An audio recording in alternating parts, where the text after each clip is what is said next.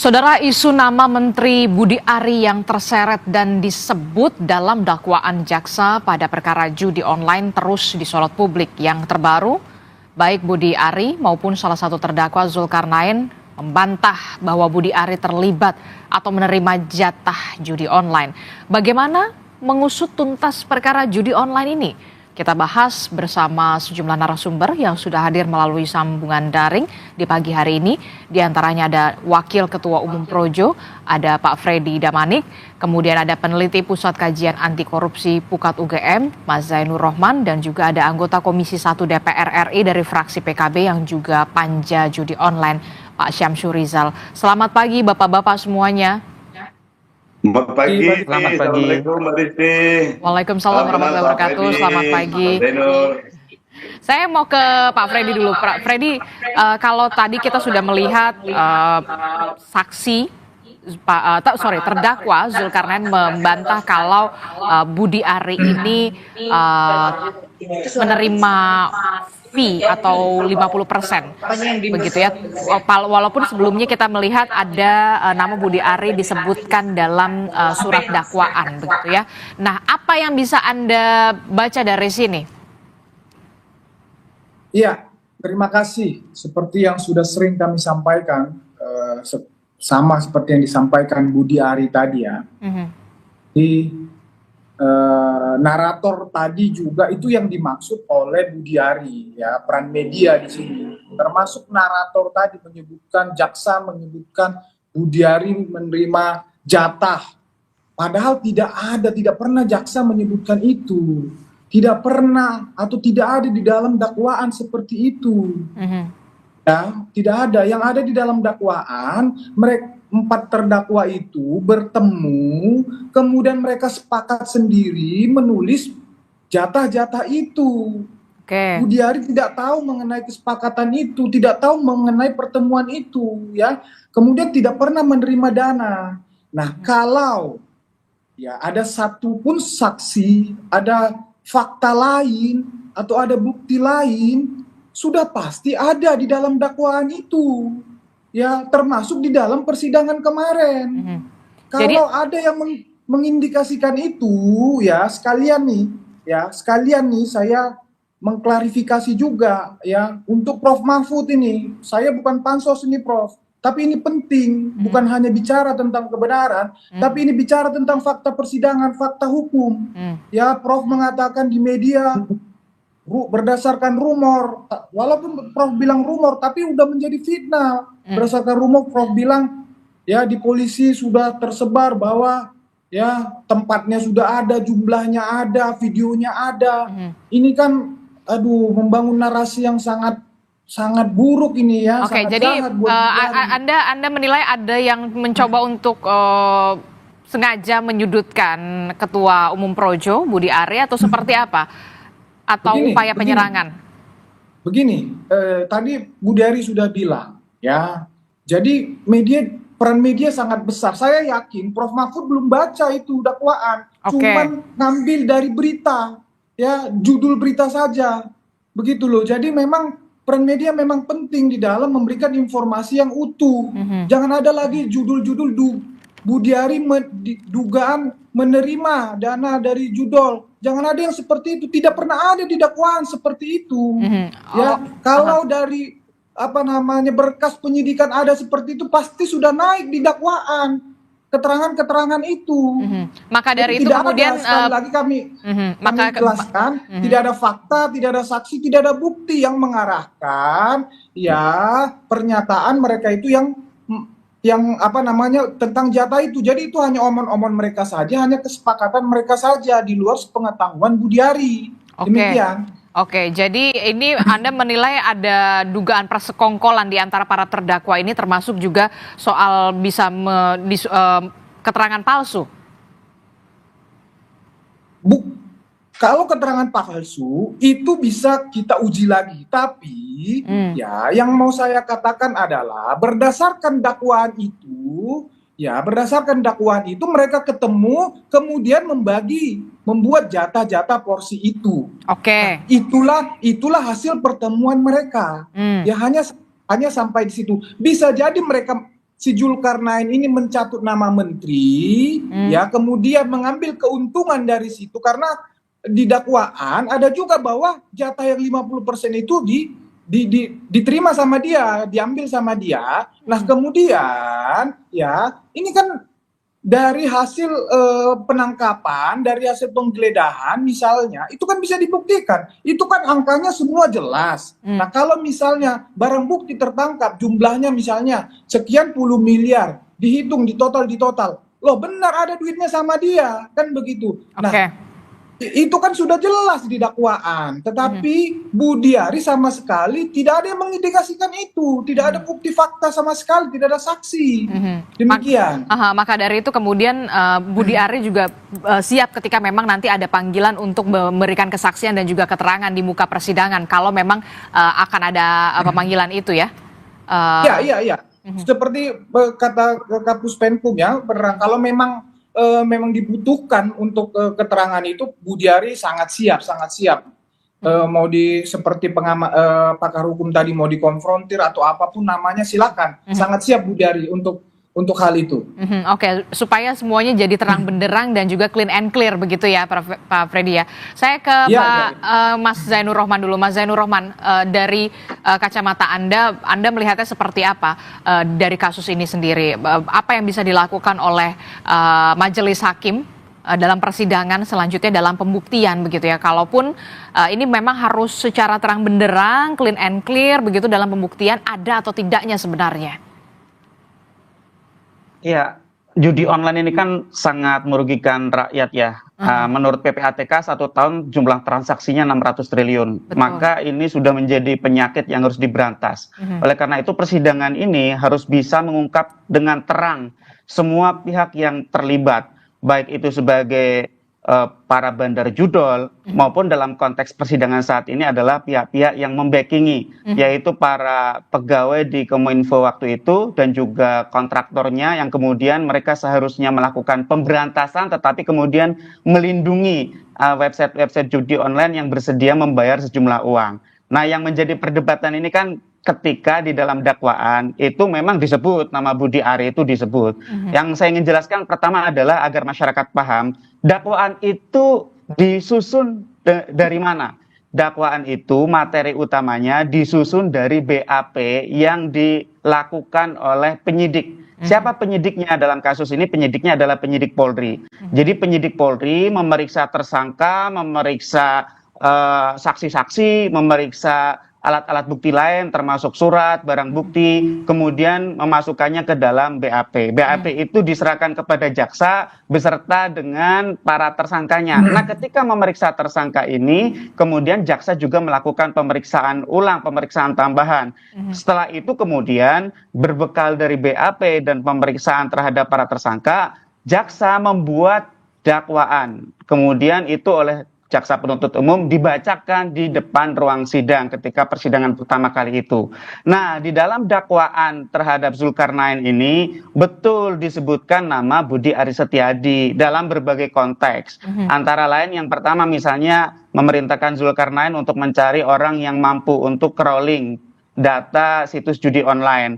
Nah, sebenarnya di situ ada nama Adi Kismanto kan. Nah, Adi Kismanto ini sebenarnya tidak memenuhi syarat sebagai tenaga ahli di Kominfo karena persoalan administratif. Tetapi kemudian akhirnya diloloskan. Nah, kemudian mereka para pegawai di internal Kominfo dengan juga para tenaga ahlinya melakukan pengumpulan data judi online websitenya. Kemudian yang kemudian dilakukan adalah mereka ada komunikasi dengan bandar judi online, pemilik websitenya. Kemudian akhirnya ketemu satu kesepakatan untuk memberikan uang, sejumlah uang. Nah, sejumlah uang itu jumlahnya miliaran, sangat besar. Kemudian ya penyidik menemukan ada satu dokumen berupa rincian pembagian uang. Ya, ini dalam konteks yang disusun oleh Alwin Jabarti Kemas ya. Di situ ada kode-kode, ada kode D, ini diduga adalah Deden Imaduddin, ada kode S, Syamsul Arifin, ada kode R, itu untuk Rahmada, ada kode PM. Nah, ini di dalam penyidikan, pendalaman dari penyidik ini adalah kode untuk Budi Aris Setiadi dan seterusnya, masih banyak kode-kode yang lain. Artinya ini mengalir di dalam pembagian ini memang dibagi-bagi. Dan inilah yang kemudian harus pertanyaannya dibuktikan di persidangan. Betul. Apakah misalnya uangnya sampai atau tidak? Aha. Apakah misalnya benar atau tidak PM itu adalah Budi Aris Setiadi dan seterusnya? Itu adalah materi yang harus dilakukan pendalaman. Ya, ada juga misalnya orang jual nama, ada gitu ya. Misalnya, oh saya minta bagian untuk Pak Menteri, tapi misalnya dikantongi sendiri bisa. Tapi bisa juga ternyata memang misalnya diberikan beneran. Nah, oleh karena itu, apa yang harus dilakukan? Yang harus dilakukan adalah penyidik Polri tindak lanjuti. Ini masih banyak, Mbak. Kenapa? Karena sejauh ini yang saya lihat, undang-undang yang digunakan itu adalah undang-undang ITE, dijerat dengan pasal membiarkan dapat diaksesnya judi online. Padahal ini perkara tipikor. Kenapa? Karena ada para pegawai negeri menerima suap untuk mengamankan situs judi online. Ini tipikornya tidak diproses oleh Polri. Bagaimana? Yang kedua TPPU, tindak pidana pencucian uang, itu juga tidak diproses. Nah, apakah ini mengalir betul ke Budi Aris atau tidak? Yaitu harus masuk ke dalam materi pendalaman oleh penyidik maupun di dalam proses persidangan Zulkarnain itu menjadi materi pendalaman, menjadi materi pembuktian di persidangan. Itu nanti kan di ruang sidang bisa saling di cross check. Tentu semua pihak ingin mengamankan posisinya masing-masing siapapun itu, tetapi kan ada berbagai alat bukti lain yang bisa digunakan untuk memperjelas apakah seseorang itu ikut menerima atau tidak. Prinsip dasarnya tidak boleh ada satu orang pun menikmati hasil kejahatan, sehingga siapapun yang menerima itu harus diproses secara hukum. Nanti selain di ruang sidang yang terbatas itu sebenarnya penyidik kan bisa mendalami melalui misalnya rekaman transaksi keuangan dari PPATK, kemudian juga digital forensik. Apakah misalnya seseorang itu mengiyakan pemberian untuknya, itu bisa dicek di bukti forensiknya ada atau tidak ya. Misalnya chat melalui Signal, melalui Telegram. Kalau WA kayaknya sekarang para koruptor udah nggak pakai WA ya, mereka takut kalau transaksi pakai WA gitu. Atau misalnya menggunakan cross check terhadap para saksi yang sekarang adalah para terdakwa itu. Jadi ada banyak cara untuk memastikan apakah seseorang itu benar menerima atau tidak. Kalau menerima kepada rekening nama yang bersangkutan nggak mungkin. Misalnya memberi kepada A, transfer ke rekening A, yang enggak. Koruptor nggak sebodoh itu. Biasanya menggunakan nomine, meminjam rekening orang lain, dititipkan kepada orang lain, diserupakan transaksi-transaksi yang sah, misalnya jual beli atau misalnya investasi atau menggunakan transaksi kripto dan lain-lain. Jadi koruptor sekarang juga sudah banyak belajar ya, mereka mengamankan diri bertransaksi secara aman, Mbak. Ada banyak cara yang bisa dilakukan di persidangan untuk membuktikan begitu ya, menerima atau tidak menerima, termasuk juga ketika menerima atau tidak menerima dimasuknya ke rekening mana dan ke rekening mana begitu ya. Itu yang kemudian harus benar-benar dibuktikan di muka persidangan. Itulah yang kemudian menjadi penting untuk kita semua di persidangan begitu. Saya ke Pak Syamsu. Pak Syamsu, Anda sebagai Komisi 1 DPR dan juga Panja khusus Judol melihat kasus ini begitu ya. Nama Budi Ari kemudian disebutkan dalam surat dakwaan dan disorot banyak pihak. Dari Panja sendiri sebenarnya seperti apa langkah-langkah yang sudah dilakukan khususnya untuk penanganan judi online ini? Ya, makasih banyak Mbak Adisti. Yang pertama, salam, selamat pagi Mas Freddy, Mas Zainur, dan seluruh yang menyaksikan ini. Kita Panja ini belum sampai pada titik mengkonfrontasi berbagai kelembagaan terkait. Tetapi yang kita temukan ada beberapa indikasi bahwa judi online ini kita tidak bicara lagi soal dampak yang luar biasa, tetapi judi online ini belum dijadikan sebagai salah satu mainstream gerakan anti korupsi, sekaligus juga belum ada perspektif mitigasi dalam kebijakan-kebijakan kementerian dan lembaga. Ya. Kemudian yang terakhir yang kita temukan itu yang insya Allah akan kita jadikan bahan rapat pada pertemuan berikutnya itu adalah ada indikasi bahwa sudah mulai terjadi trial by the press terhadap seperti contoh Mas Budi Ari tadi disebutkan, sebelumnya juga dalam ulasan salah satu media menyebutkan ada salah satu ketua harian partai yang menjadi backing dari judi online ini. Yang ini kemudian belum sempat juga ada klarifikasi yang bisa menjustifikasi benar atau tidaknya. Dan ini cenderung menjadi pengadilan di luar pengadilan lah. Ini dilakukan oleh teman-teman media kalau ini tidak diusut tuntas. Oleh karena itu kita berharap dari panja ini kita sementara ingin merekomendasikan kepada beberapa kementerian kelembagaan untuk Satgas Penanganan Judi Online ini juga diperkuat oleh keputusan-keputusan kelembagaan. Bahkan sudah ada usulan untuk menetapkan judi online ini sebagai darurat bencana nasional. Sehingga ada, karena sudah ditetapkan sebagai extraordinary crime, sehingga juga ada dukungan-dukungan kebijakan yang maksimal. Bahkan kalau memungkinkan Presiden mengeluarkan perintah untuk melakukan crash program sehingga judi online ini benar-benar bisa diusut tuntas, termasuk langkah-langkah mitigasi lainnya. Ya, salah satu yang kita usulkan kemarin itu adalah bagaimana penertiban SIM card bahkan ke eSIM itu segera dilakukan sehingga bisa mengidentifikasi beberapa akun-akun atau nomor-nomor yang selama ini spam, yang selama ini dijadikan sebagai nomine oleh pihak-pihak tertentu, sehingga ke depannya ini bisa menjadi lebih clear. Ya. Termasuk juga yang terbaru adalah ini, Pak Syamsu, terkait dengan situs judi online yang kemudian sudah menyusup ke salah satu aplikasi Peduli Lindungi yang kemudian sudah diantisipasi, sudah dilakukan mitigasi, dilakukan pemblokiran kalau tidak salah begitu ya. Nah ini yang kemudian juga sudah banyak sekali sudah disusup-susupi begitu ya. Apa yang kemudian masukan kepada pemerintah dan juga kementerian jangan sampai kemudian judul ini sudah semakin merajalela gitu loh. Dan ini sudah masuk darurat judi online menurut saya. Darurat judi online ini harus jadi darurat nasional, darurat bencana sosial. Jadi bukan hanya menggunakan situs-situs yang sudah tidak aktif, tetapi juga rekening-rekening bank yang dorman. Jadi banyak sekali modus yang mereka lakukan yang memang kelihatannya mereka sudah mempersiapkan diri dengan segala infra dan suprastruktur yang mereka miliki, yang kadang-kadang kita ketinggalan 1-2 langkah di belakang, dan ini yang kita tidak bisa antisipasi kalau kita tidak menunjuk atau memiliki satu kebijakan secara nasional yang membuat teman-teman kepolisian, kejaksaan, teman-teman aktivis, teman-teman media itu punya ruang yang lebih luas untuk menunjukkan keberpihakannya kita untuk melindungi masyarakat. Jadi perspektif yang ketiga yang ingin kita lakukan itu adalah semua langkah yang kita lakukan itu bukan hanya ansih pada penanganannya, tetapi juga perspektifnya adalah perspektif mitigasi untuk perlindungan masyarakat. Karena kalau dari data-data PPATK itu bukan hanya sekadar 600 triliun, tetapi bisa sudah tembus di angka kuadriliun, sudah lebih dari 1.000 triliun. Dan itu juga menyasar bukan hanya kalangan-kalangan profesional, kalangan-kalangan yang memiliki mindset yang sudah mapan lah, tetapi juga sampai pada anak-anak. Berbagai profesi, bahkan seorang ustadz, pendeta juga ternyata terlibat, baik disengaja maupun tidak disengaja. Dan ini memang sudah menjadi ancaman yang luar biasa, Mbak. Ini sudah jadi ancaman yang luar biasa karena sudah masuk. Satu lagi, Mbak, ini. Silakan singkat.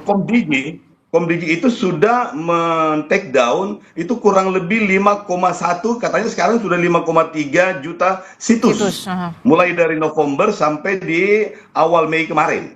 5,3 juta situs sudah ditutup. Tapi ternyata praktek judi online itu masih luar biasa.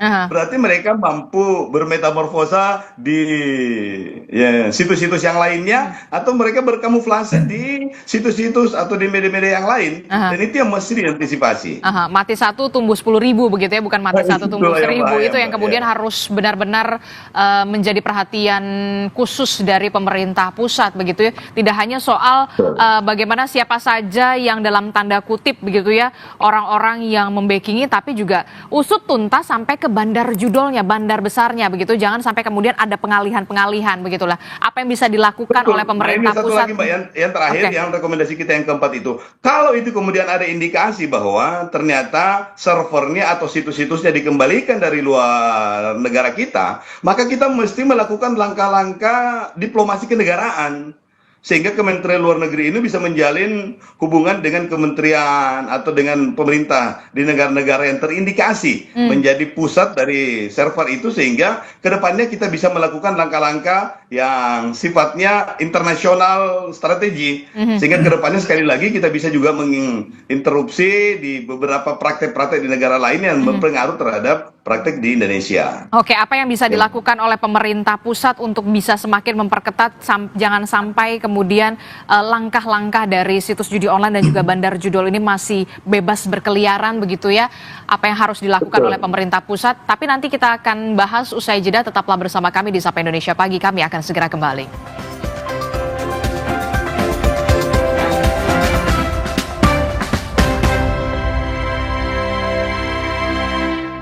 Masih bersama kami dalam Sapa Indonesia Pagi, saudara, kita masih membahas soal bagaimana judi online gitu ya. Masih membahasnya bersama dengan Mas Zainur Rohman, kemudian ada Pak Freddy dan juga Mas Syamsu, Pak Samsu begitu. Saya ke Pak Syamsu. Pak Samsu, ini kan kalau kita lihat ya, judi online yang main judi itu bukan lagi orang-orang kaya, orang-orang berduit, bahkan sampai ke daerah-daerah yang orang tidak mampu, mohon maaf begitu ya, sudah bisa mengakses dengan mudah. Anak-anak mirisnya hampir semua lini sudah bisa mengakses. Nah, ini jadi apa ya? Sebenarnya harusnya jadi perhatian khusus dari pemerintah pusat supaya kemudian akses ke orang-orang yang memang sebenarnya tidak bisa dicegah begitu ya, seperti anak-anak, kemudian orang-orang yang memang seharusnya memang tidak bermain judi online. Inilah yang kemudian harusnya ada upaya mitigasi yang lebih serius. Nah, kalau dari Panja sendiri seperti apa?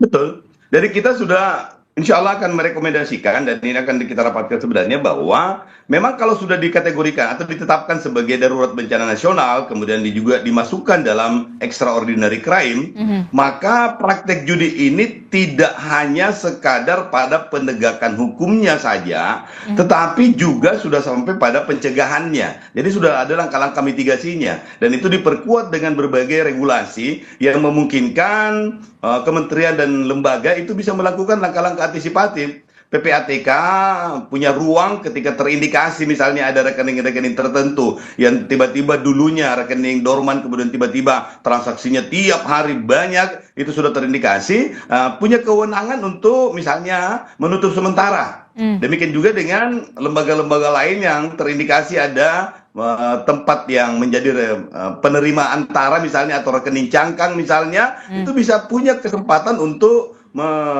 breakdown, kemudian suspend terlebih dahulu misalnya, dan lain-lain. Semua kelembagaan itu. Kenapa? Karena yang menjadi bahaya ini bukan hanya sekadar bencana sosialnya, tetapi ini sudah sampai pada mereduksi kepercayaan publik terhadap penyelenggara negara, penyelenggara pemerintahan. Ya, contohnya tadi Pak Menteri, kemudian juga salah satu ketua harian, itu kalau dibiarkan mungkin besok-besok ada lagi yang seperti itu. Pasti rakyat akan bertanya, berarti hampir semua ada penyelenggara kita terlibat. Karena kalau Pak Budi Ari dianggap terlibat dan itu tidak clear, maka semua orang akan menganggap bahwa Pak Menteri beserta dengan seluruh lingkungan strategisnya, termasuk organisasi massanya, ormasnya. Demikian juga dengan ketua harian tadi. Dan mungkin besok-besok ada lagi yang disebut. Ada menteri, ada polisi, ada kejaksaan, atau ada yang membekingi dan lain-lain. Jangan dibiarkan publik kemudian menganggap bahwa mereka-mereka itu sudah hampir pasti terlibat. Itu tadi saya katakan, bisa cenderung terjadi trial by the press, dan itu sangat berbahaya untuk membangun kepercayaan publik terhadap penyelenggara pemerintahan dan aktivitas-aktivitas yang lain. Oleh karena itu memang harus menjadi perhatian serius. Oleh karena itu kita sasaran utamanya adalah menetapkan masalah judi online ini sebagai extraordinary crime, kemudian juga menjadikan judi online ini sebagai darurat bencana nasional. Termasuk juga soal begini pertanyaannya, berani tidak sebenarnya pemerintah pusat begitu ya, benar-benar ambil alih, benar-benar berperan penting begitu, hands on terhadap bandar judi online ya begitu, tidak hanya sekedar hanya orang-orang yang mengelola dan segala macam, tapi bandar judi online-nya ya sekarang masih tersenyum lebar tampaknya. Betul, Mbak, dan itu memang intelektual dadarnya, karena kalau kita menggunakan undang-undang ITE, kemudian KUHP, sampai pada intelektual dadarnya, karena penyiapan kondisi atau infrastruktur terjadinya transmisi atau penyebar luasan. Berarti semuanya yang terkait dengan aktor intelektualnya pun juga bisa mendapatkan tanda kutip ya pidana atau perlakuan negara, sehingga kita juga ingin supaya ini menjadi keseriusan bersama. Makanya solusinya adalah penetapan darurat bencana nasional atau dijadikan sebagai extraordinary crime, sehingga perangkat hukum yang lain itu juga bisa berfungsi dengan baik. Ya. Oke, Demikian, baik. Mbak Rizky. Baik, terima Ya. kasih untuk Pak Syamsu Terima kasih, Mbak. Ya. Rizal, selamat Mas, juga Panja ya. khusus judi online Komisi 1 DPR RI telah bergabung bersama kami. Terima kasih untuk waktunya. Kami melanjutkan kembali bersama dengan Mas Zainur Rohman dan juga Pak Freddy begitu ya. Nah, kalau begitu penting sekali untuk mengusut secara tuntas, secara terang benderang, termasuk juga soal pembuktian di persidangan. Ketika memang Pak Budi Ari kemudian dimintai keterangannya sebagai saksi di persidangan begitu ya Pak Freddy ya, untuk bisa benar-benar mengkelirkan juga begitu Pak Freddy.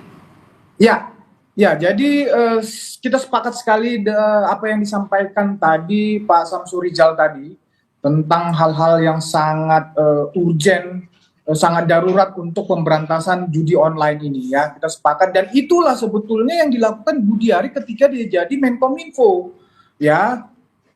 Kalau menurut kami justru Budi Ari lah yang sampai sekarang yang sangat layak dijadikan pahlawan pemberantasan judol. Apa namanya, semua jejak digitalnya sangat banyak tentang hal itu. Bahkan kami tadi disebut ormas kami ya, Projo, itu diperintahkan seluruh Indonesia ya untuk membuat apa namanya semacam banner-banner seluruh Indonesia berantas judol atau tolak literasi digital yang dilakukan untuk pemberantasan judol.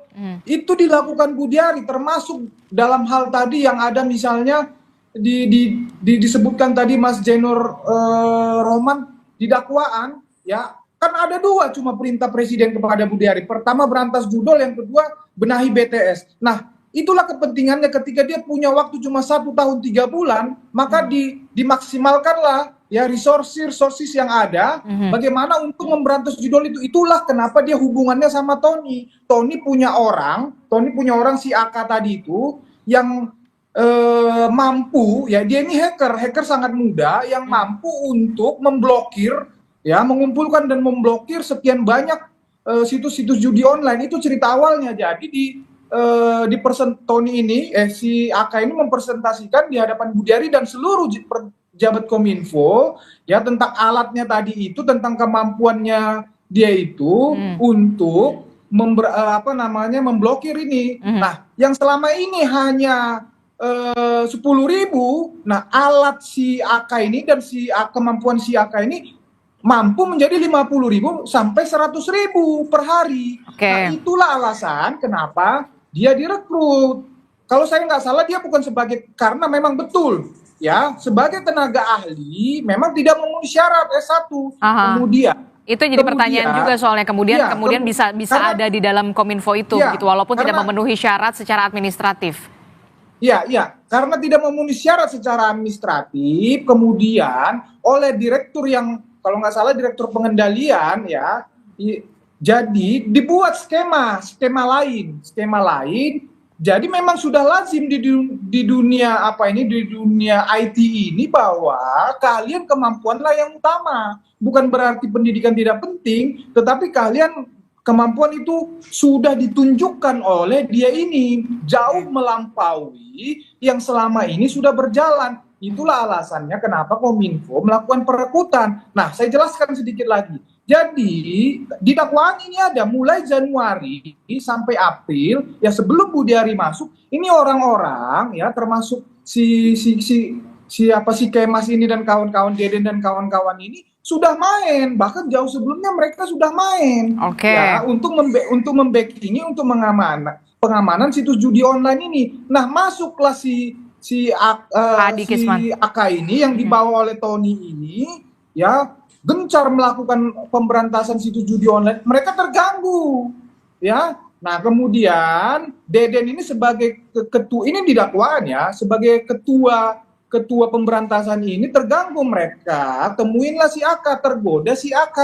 Nah, cuman si AK ngomong ya, yang dekat Budi Ari itu adalah si Tony. Nah, Zulkarnain Tony ditemui oleh Tony. Nah, Tony ini terpengaruh. Nah, jadi dalam hal ini Budiari itu dihianati, Budiari itu ditipu sama orang-orang ini. Itu konteksnya. Jadi Zulkarnain ini makai nama Budiari untuk meyakinkan orang-orang ini supaya dia dapat jatah katakan lebih banyak. Itu semua uang dia yang terima, ada di dakwaan itu. Dan jadi namanya dicatut lah ya, ibaratnya begitu ya. Nah, inilah yang kemudian harus benar-benar dibuktikan secara clear and clear kalau memang seorang Budi Ari ini memang tidak sesuai dengan apa yang ada di surat dakwaan soal pembagian jatah-jatah itu ya. Ini yang harus benar-benar dibuktikan nanti di persidangan.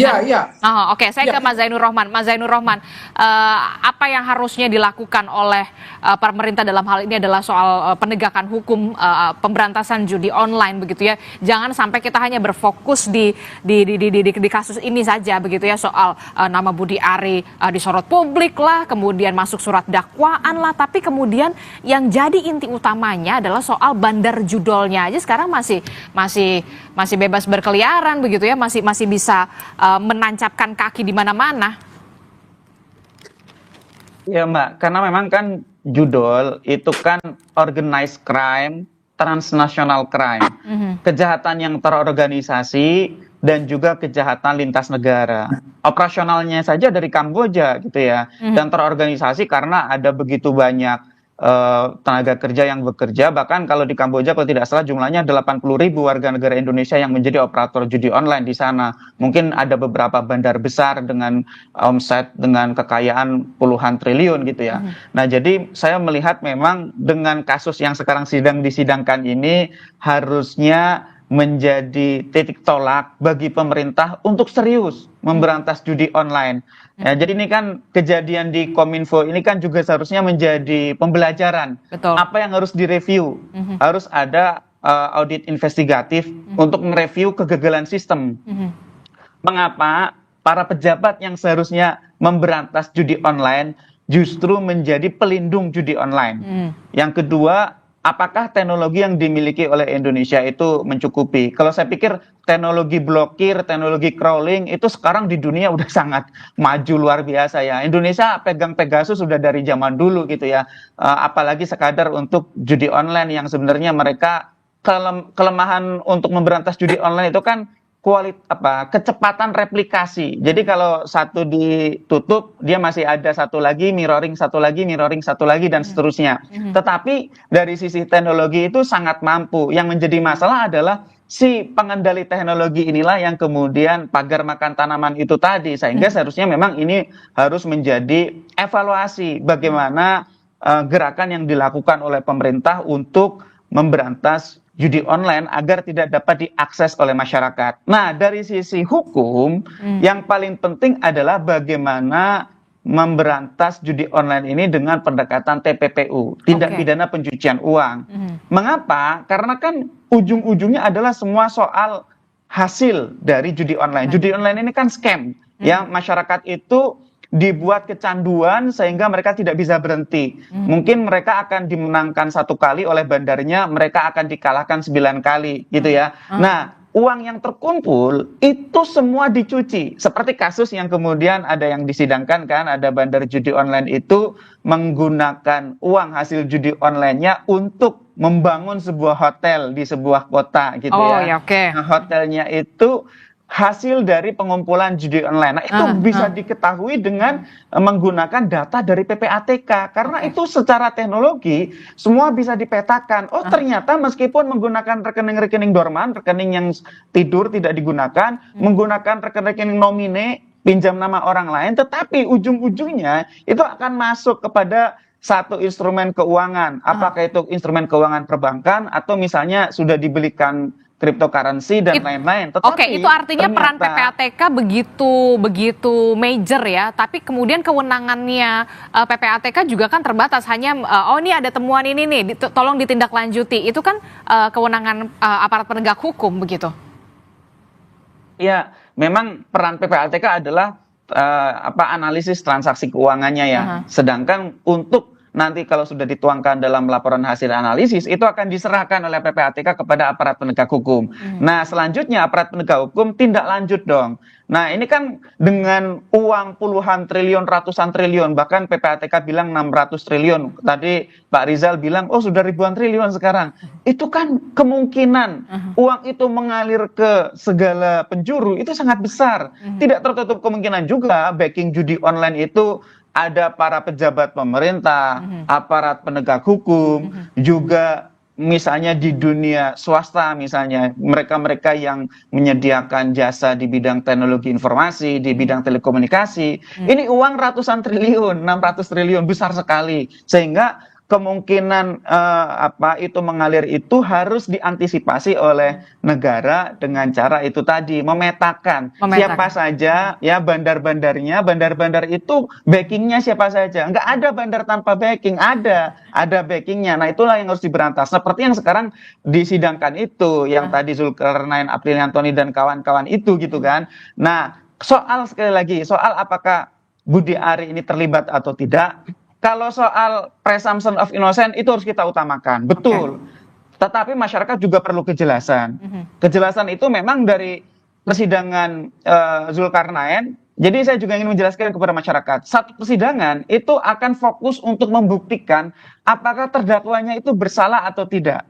Sedangkan untuk pihak lain itu bukan merupakan fokus dari persidangan itu. Sehingga untuk menjawab apakah Budi Ari itu terlibat atau tidak, itu tidak bisa dibebankan sepenuhnya pada persidangan Zulkarnain. Zulkarnain itu persidangannya ya untuk Zulkarnain itu. Sehingga ini yang ditunggu adalah ya memang akan ada banyak informasi yang bisa di cross check di persidangan Zulkarnain, tetapi ini dikembalikan kepada penyidiknya. Penyidik kan punya pengetahuan apakah ini Zulkarnain jual nama atau memang ada aliran, dan penyidik itu dibekali dengan pelatihan, kemampuan yang mereka miliki. Mereka sudah berpengalaman puluhan tahun. Apakah seseorang itu hanya dijual namanya atau benar-benar menerima dengan yang tadi saya sebutkan itu. Akan diperiksa komunikasi digitalnya, akan diperiksa rekening-rekeningnya, akan diperiksa keterangan para saksi, akan diperiksa barang-barang bukti, akan diperiksa surat-surat gitu ya. Sehingga ya kita harus bersabar, masyarakat tidak boleh juga menuduh Pak Budi Ari tersangka aja belum, apalagi bersalah. Belum, sama sekali masih sangat jauh. Sehingga sekarang Pak Budi Ari statusnya dengan masyarakat lain sama, tidak ada